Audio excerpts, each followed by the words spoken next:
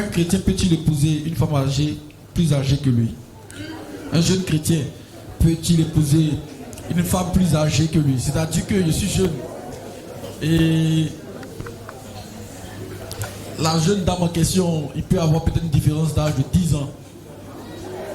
Est-ce que c'est possible? Parce qu'il y a de ces jeunes franchement qui adorent les vieilles. Faut préciser ça aussi. Voilà. Alléluia. Alléluia. Alléluia. Amen.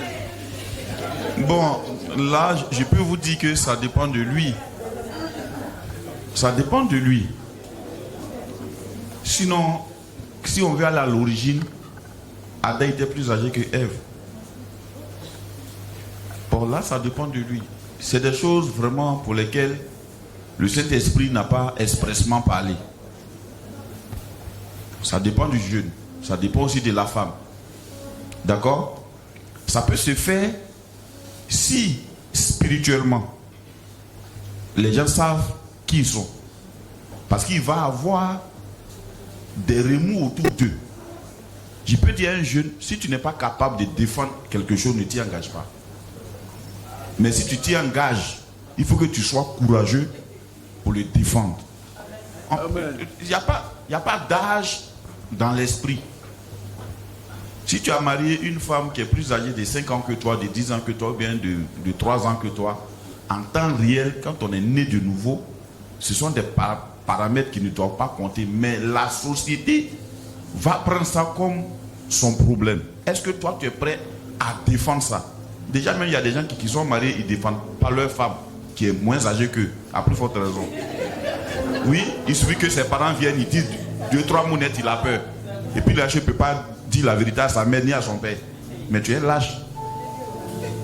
Tu es un lâche. Ce n'est pas les lâches qui se marient, c'est des hommes faits. Tu auras affaire à des questions précises auxquelles tu vas dire net, point. Amen. Ce n'est pas les enfants qui se marient. Donc, les questions de âge, pas âge, est-ce que tu es prêt à la défendre? Si tu es prêt, vas-y. Si tu n'es pas prêt, stop. Il ne faut pas entraîner enfant des gens dans ce que tu ne peux pas assumer. Voilà la réponse claire. Mais papa, moi j'aimerais préciser. Est-ce que un jeune de 20 ans peut par exemple prendre par exemple une femme de 40 ans? Ça dépend de lui. Amen. Et ça, j'ai dit là, ça dépend de lui. Ça dépend des deux. Mais je dis bien que c'est un problème sociétal, c'est un problème de société. Est-ce que le jeune de 20 ans, tu allais prendre une femme de 40 ans, est-ce que tu es prêt à défendre cela, tu es prêt à assumer cela? Sinon, ça ne dépend pas. C'est pas écrit. Sinon, c'est pas interdit. Non, je n'ai pas dit que c'est interdit ou c'est pas interdit. J'ai dit, d'abord, toute la vie de Dieu a créé tout chose pour un but. Quel est ton but? Pourquoi toi tu veux une femme qui a l'âge de ta maman? Peut-être par rapport à une vision, tout et tout. Par Une rapport vision. Il y a certains paramètres qui rentrent en ligne de compte. C'est pour ça que j'ai dit, comme c'est toi qui as la vision, il faut que tu défendes ta vision. Frère, défends ta vision. Voilà, parce que... voilà. Défends ta vision. Ta vision, défends ta vision. Voilà, faut pas aller dans ta vision et puis demander aux gens de te soutenir ou bien te soustraire à ta vision. Parce qu'aujourd'hui, il y a beaucoup de frères qui s'engagent et puis après qui se soustraient. Pourquoi tu t'engages et puis tu te soustrais? Quand tu t'engages, assume-le. Donc si tu t'es engagé avec une femme de 40 ans, 50 ans, tu l'assumes. Parce qu'en fait, être chrétien là, la Bible dit si tu n'es ni chaud, ni froid, je vais te vomir. Être chrétien, c'est être quelqu'un qui assume ses actions. C'est ça.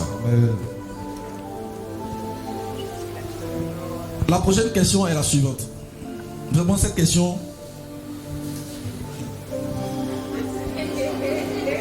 A-t-on le droit, je précise que c'est un jeune frère qui l'a posé, peut-être une jeune soeur. A-t-on le droit d'embrasser sa fiancée, son fiancé avant le mariage? Ah papa, il y a des questions. Vraiment, tu vois que peut-être ce sont des permissions comme le passé. Ouais, il demande vraiment est-ce qu'on a le droit? Peut-être on n'arrive pas loin. La réponse est pourquoi faire? Tu vas l'embrasser là. C'est pourquoi faire? C'est quoi le but? Si la personne me dit pourquoi il veut l'embrasser, je peux lui répondre. Est-ce que vous connaissez la réponse? C'est comme quand ils ont demandé à Jésus. Il a posé la question, il a dit, bon, vous-même, le baptême des gens là, ça vient de Dieu ou bien ça vient des hommes? Ils n'ont pas pu répondre. Bon, moi aussi, je ne vous dirai pas au nom de qui j'ai fait tout ça, ou bien par quelle autorité. Tu veux embrasser la jeune soeur là, c'est pourquoi faire? Juste petit bisou, petite bise, tout autour. Mais c'est Non, pourquoi? on n'a pas dit c'est petit Voilà, ou bien juste c'est grand. C'est petit pourquoi bisou. faire. C'est pourquoi faire. C'est quoi le but? Amen. Non, c'est pourquoi faire. Parce que tu poses un acte là, ça doit t'apporter quelque chose, c'est pour un but, c'est pourquoi faire. Maintenant, moi, je repose une question. Est-ce que tu es sûr que tu peux embrasser une fille et puis t'arrêter là? Donc, Non, on ne dit pas question, on n'est pas sur le terrain de Gédéon ici. Ici, on est à ADS, on a un autre mode de vie. On coupe de vie. Pourquoi faire? Est-ce que tu peux embrasser une fille et puis t'arrêter là? Et si tu arrives à embrasser une fille et puis tu arrives à t'arrêter là? Vraiment? Est-ce que les jeunes peuvent acclamer le Seigneur?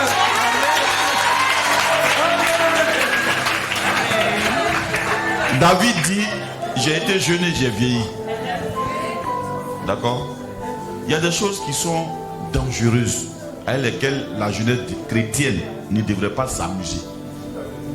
On ne peut pas charger une calache, déposer devant son enfant, enlever le truc et puis dire, tu peux jouer avec.